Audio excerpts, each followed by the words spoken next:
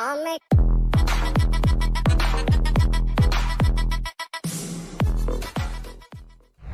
I'm Ishita XLRI. I did my BA LLB honours from Rajiv Gandhi National University of Law, Punjab, post which I have 3 years of work experience.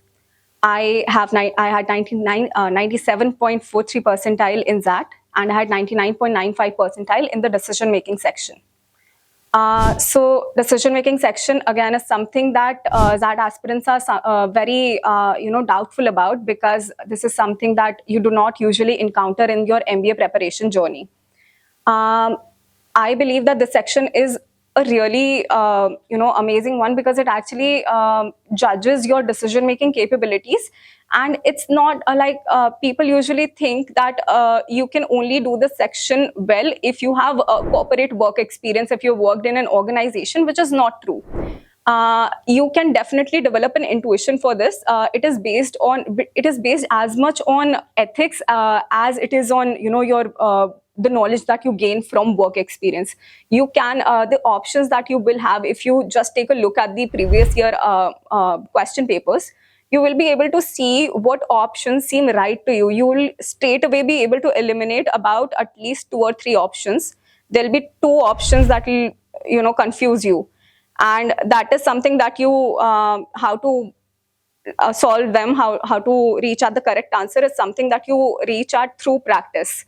So I would suggest doing multiple mocks, looking at the previous year questions, seeing what kind of questions you're getting, because obviously you will not those questions will not be repeated, but the kind of questions that you're asked, the kind of things that you're tested on, those remain the same. They test you on what your core beliefs are, how you take decisions in different situations. There will be questions regarding you will be assigned different roles in these. So in one question you could be the financial manager, in some you could be the human resource manager, in some questions you could be given the role of a CEO. So what is more important than the business knowledge is how you analyze the situation and how you're able to extract the information from the question, read between the lines, and reach out what the person is actually trying to ask you. Again, like, all of these skills are developed through practice, so you will have to give a lot of mocks and everything. So something that you need to keep in mind while doing this section is that you need to have a very calm mind, because this section requires you to be very alert, very sharp. You have to be able to read between the lines, because everything is not very clearly laid out in the questions. There'll be some things that will be hinted towards. You have to be able to extract that information. So you need to be calm when you're attempting this section. Secondly, this question, via this section, you're basically, what you're putting out is the kind of person that you are, the values that you have.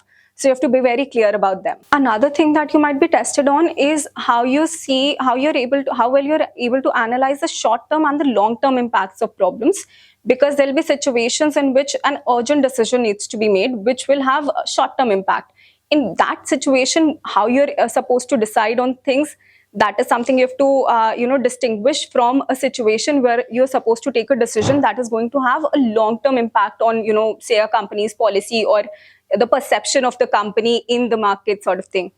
Also, just an additional information, in our the time when I gave that, we had a different type of question. So it was something that leaned more towards the logical reasoning side. It was not very calculative in nature, but it was definitely not a simple MCQ that you could look at and just read the options and take. You had to apply your mind to it. You had to analyze, create multiple scenarios and see what worked best.